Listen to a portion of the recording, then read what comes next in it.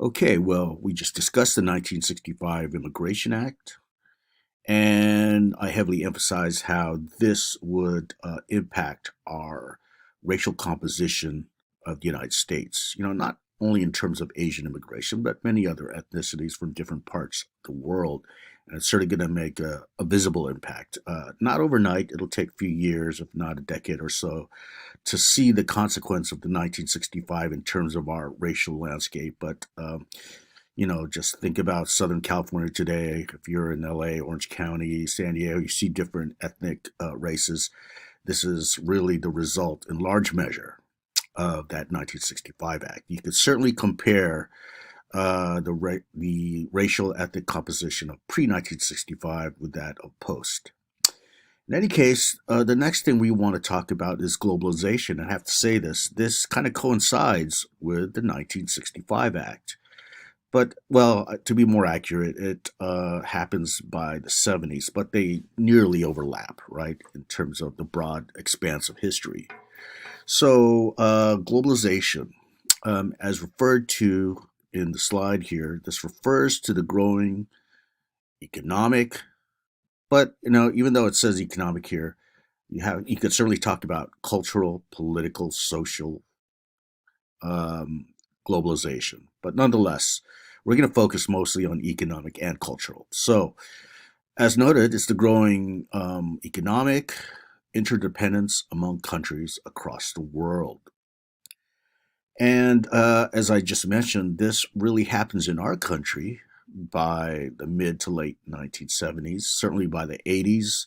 It's unfolding. The 90s will really make it part of everyday life in the United States and many other countries of the world. And today we live pretty much in a globalized world, okay, where we can't escape global influence.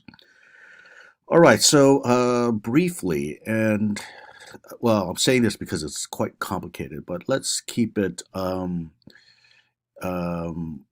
let's keep our discussion really just in broad measures here. What do we mean by globalization? Well, we know the definition, as I put there, is interdependence. And I just mentioned there's economic, cultural, and political dimensions.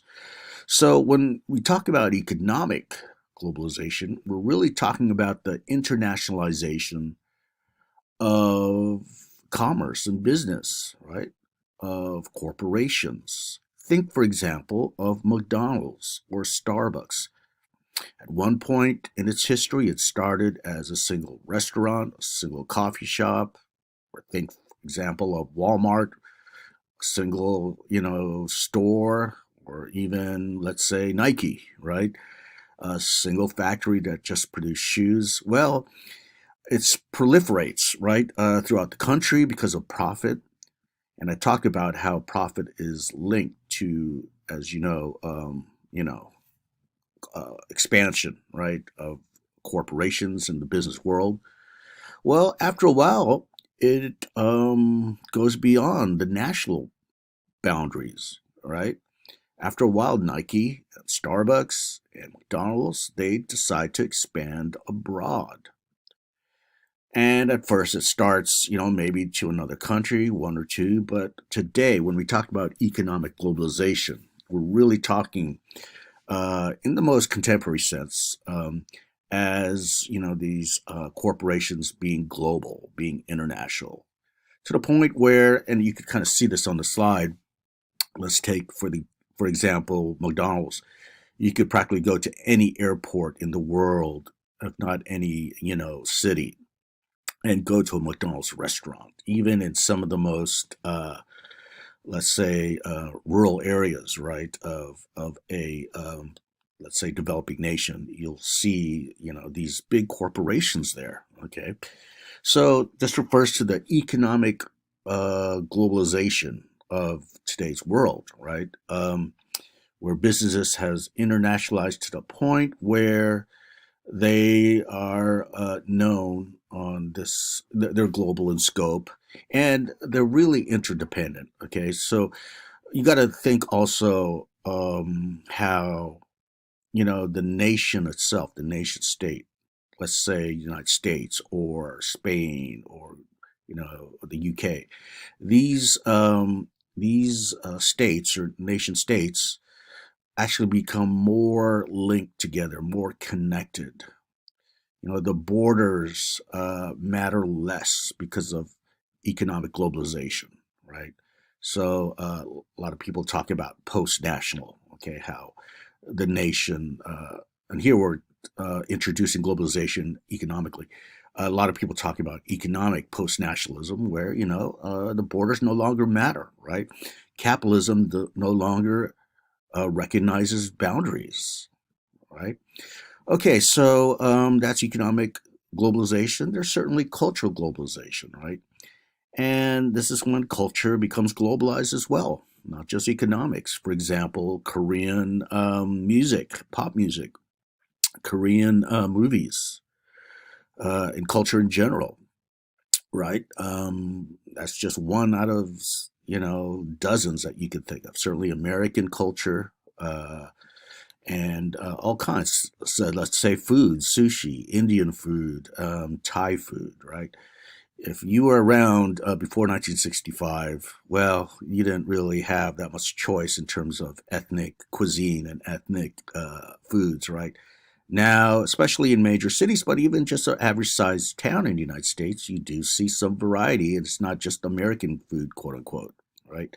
Same thing if you go to Germany today, you'll see all kinds of cultural, well, it's commodified, right, for consumption for people, but cultural expressions, cultural practices, food, and so on and so forth.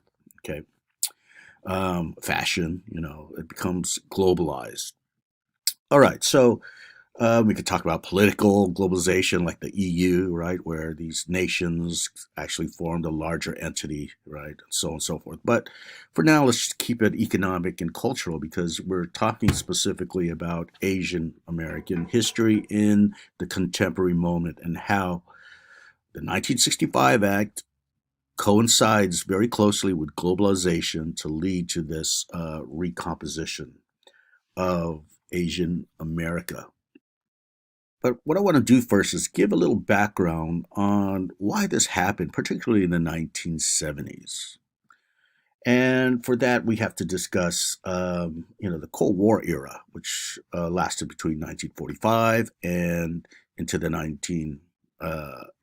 Okay, it ends in 1990. But we had the Great Depression, which you may be aware of in the 1930s. But after World War II, the United States really achieved this highest point of prosperity and affluence in our economic history. I mentioned this before in the context of the Cold War and Southeast Asian diaspora, if you recall. Okay, so we're at an unprecedented level of affluence. But this began to disintegrate by the 1970s for a host of reasons. Again, this is a complicated discussion, but just to put some factors out there leading to the collapse of the economy by the 1970s, well, you have an energy crisis where energy, gas, petroleum was in very low supply due to, let's just say, foreign entanglements, right? A conflict with the countries in the uh, Middle East, I meant. You had another factor, high inflation and employment, okay, happening at the same time, right? High inflation combined with high unemployment. This is called stagflation, STAG inflation. And according to classical economic theory, this shouldn't happen at the same time, right? It was felt that it couldn't happen, but it did indeed occur by the 1970s, and stagflation was basically leading to a dramatic downturn in our economic productivity. You had the rise of foreign competition. Think of Japan, for example, and their electronics or their cars, right?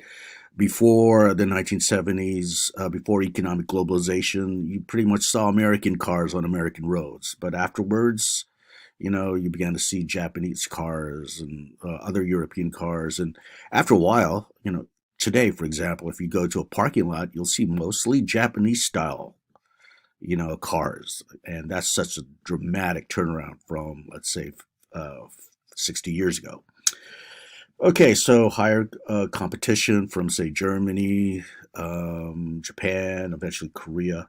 All right. So all of this stuff is coalescing to lead to this economic downturn. My whole point is this, that after this high point of affluence, all of a sudden we're experiencing an economic crisis. So, what was the response to this, at least from American capital, or let's just call it Western capitalism? Well, several things they did in order to maintain their profit margins and to stave off the possibility of collapse, the collapse of corporate capitalism. One thing that happened, and some of you are familiar with this, is the factory, right? The industrial setting, let's say in Detroit, where they make cars, or Pennsylvania, Chicago, factories that would produce things in were now unfolding. Okay, and you think of Detroit, this is exactly what happens, right?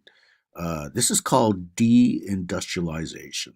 So you had these factories folding, and guess where they're going? They're going outside the country. Okay, think about again globalization. They're going to uh, they're going to Nicaragua. They're going to the Philippines. They're going to Mexico. They're going to open the factory there. What's attractive about opening their factories abroad rather than keeping it within the United States? Well, they could find really cheap labor, and that's our theme, right? Going back to week one, week two, cheap labor. Okay, and a host of other things like no corporate taxation or very low corporate taxation. Even child labor laws are not existent in some of these countries, so on and so forth. No unionization. Okay, so because of all this, the quote investment climate was attractive to some of these companies, or many of them, so they went abroad.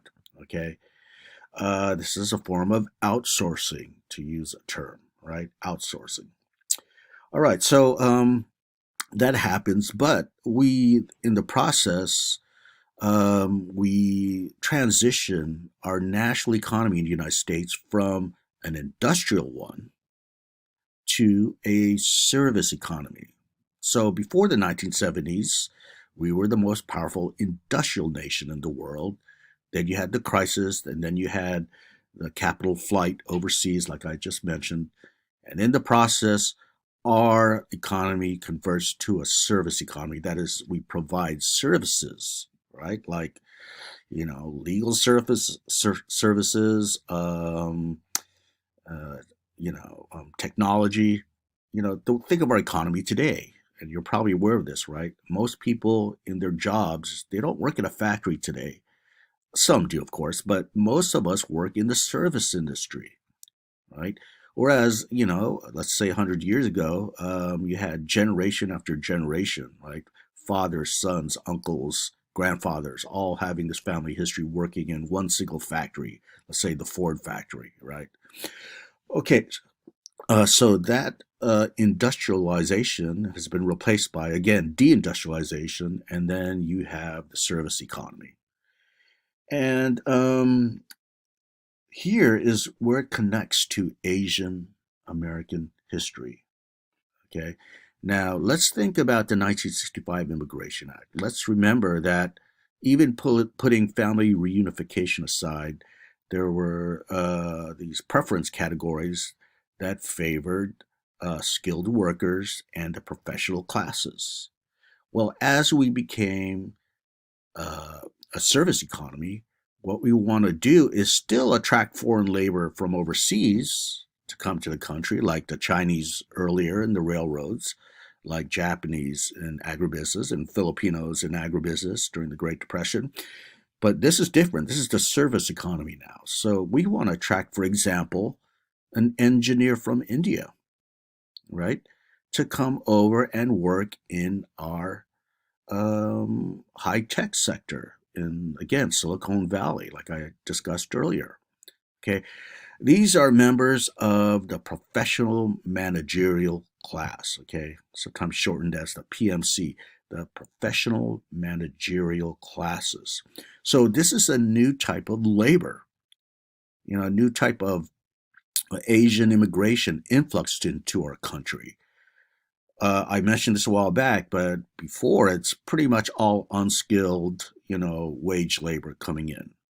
But now, after 1965, and certainly with the conversion of our economy to a service economy and a technological economy, so on and so forth, well, we're attracting skilled labor now. But here's the thing, though, it's still, quote, cheap labor. Why is that? Because an engineer, for example, from India is being paid less in his or her salary compared to an American engineer with a degree from UCLA, for example. Okay, so you can see how these corporations are still doing this in the pursuit of cheap labor, but it's no longer cheap unskilled labor, it's cheap skilled labor. Okay, so think about, for example, contemporary Filipino immigration. For example, nurses. Okay, if you go to a hospital today, there's no way you're not going to see a Filipino nurse, right? Filipino nurses here. That's because you have, and by the way, this is set up through colonialism. Okay, there's a colonial dimension, as we know. The United States colonized the Philippines, and they opened these nursing training schools to them. And when there's a nursing shortage, even before 1965, they started um, bringing in Filipino nurses. But then, of course, it began to pick up, right, by the 70s, 80s, 90s, and now, it's the Filipino nurses are filling in this serious shortage of domestic shortage of nurses, right, in the healthcare industry. So that explains that. Or, like I just mentioned, the Indian worker, right? Let's say the Chinese scientist, right, working at UCSD, right, at the Scripps Institute. These are professionals again, and that's because they've been incorporated in this this changed economy, right, nationally speaking. In fact, you could say it's this really shows how things are globalized, right? You're thinking about how the borders matter less, these national borders, and think about how the work composition in racial terms, right? Workers, skilled workers, even, are now of many other different ethnicities and races. By the way, I mentioned skilled workers, but that doesn't mean that unskilled workers are coming in. Yes, they are. Okay. Think, for example, of workers from Latin America, right? They're working in hotels, right? As domestic workers, housekeepers, caregivers, nannies, okay? Restaurant workers, okay? They're attracted to the United States. Their employers want them because they're paid less, and they want it because they are suffering economically, and they go to the United States to as a remedy to their economic suffering. Well, this explains it, right? So hopefully you can see how this is globalized, right? Not only in terms of the racial or ethnic or national composition of the workers, but even the economy itself, right? Sure, it's a service economy, but ultimately place like Microsoft or IBM or other corporations or tech industries, it's really a globalized service they're offering, a global service, right? Um, Wherever their products can travel to, right? Okay, now we also have these two other aspects related to globalization, right? Technology, which we really talked about, something called the global supply chain. Well, there's that term global, right? It reminds us that it is indeed global. And transnational immigration. In fact, this term, look at that, transnational. That should remind you that it's global, right? It's not just within a nation. Trans means, in a way, transcending or going beyond the nation, right? So, how does this relate to our discussion? Well, technology I kind of referred to already. Okay, how part of this global restructuring that I'm referring to in an economic sense involves technology, right? And the global supply chain, this is actually in the news lately because there's been disruptions in this global supply chain. This is basically refers to, all those commodities that are shipped from one nation to the next, or, nations across the world, not just from one to another, but, plural nations, right? This You may be familiar with this, right? With these big shipments, right? These big ships that have this cargo, right? Of all these the supply, right? Well, this is so crucial in maintaining the flow of commodities throughout the world. Okay, and it's a global level. Okay, so again, this is all part of globalization here, economic especially. Now, transnational immigration, what is this? Well, it refers to immigrant experience in the age of globalization that's so different than it was before, let's say, the 1970s. Okay. Now, I kind of hinted at this earlier because the Chinese working in the American West during the 19th century, let's say in the railroad and the mining industry, and they had that small but important ethnic enclave we know as Chinatown in San Francisco, especially the most well-known Chinatown. Well, they forged this sort of transnational circuit, okay, whereby don't take that too literally, like a physical circuit. Okay, it's actually referred to circuits of experience and connections in term the immigrant experience. What we mean by that is back then with the Chinese, they're able through the establishment of those what we call the gold mounted firms, right? Those stores that sold Chinese products to them, right? That supplied them with things from home in China. Well, it allowed them to experience China in the United States, if you will. Okay. So this experience, that is, experiencing and forging links and connections with your home country, even though you're in your host country, the new country that you migrated to, this is referred to as transnational immigration. Okay. Now, before I discuss it at more length, think about this. Before 1965, immigration to the United States was overwhelmingly from Europe. Let's say, Jews, Polish, Slavic folk, Italians, Mediterranean folk, right? And they're coming over here. Most of them are pulled to the United States to work in the factories, right? But what you have happening is eventually what you call a melting pot, where these immigrants assimilate to something that you could say is more of a singular American identity.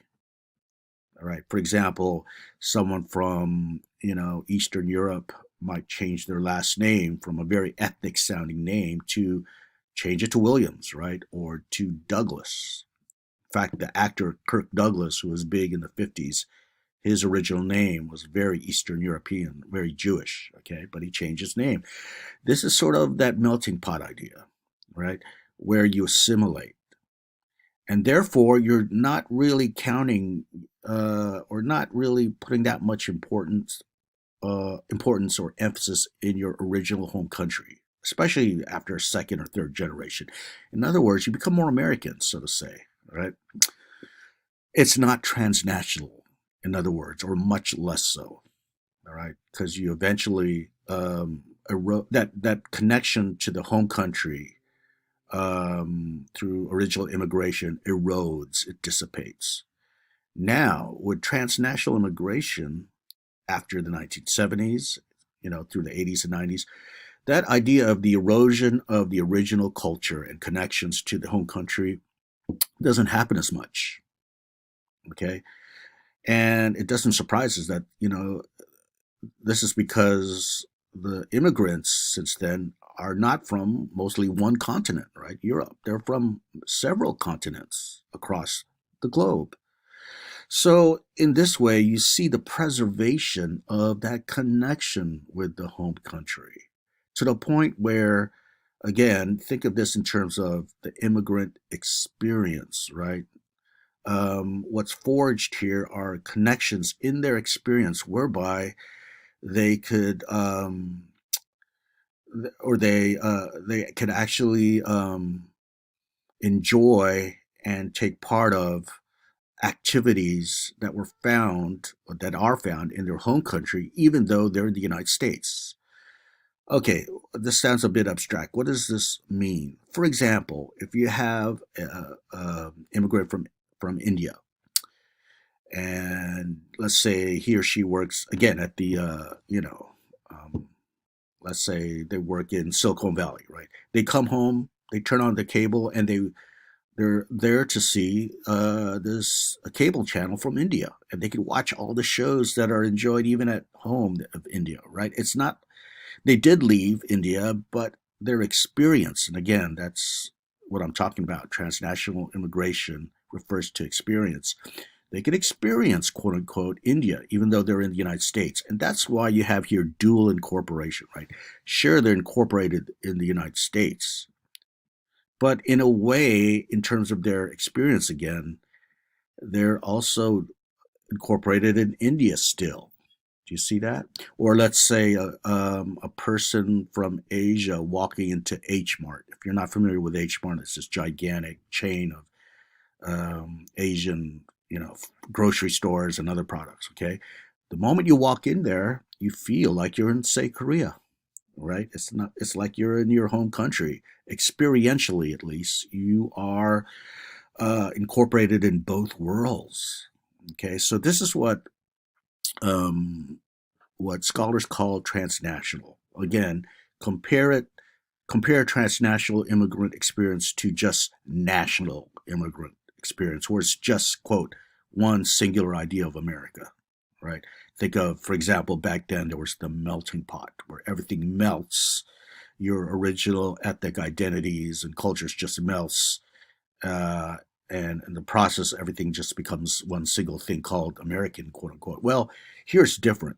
Here we're talking about immigrant experience as being incorporated again in both worlds. You maintain those connections between your home country and your host country. So you can see how, in terms of experience, even that is leading to a more global identity, right?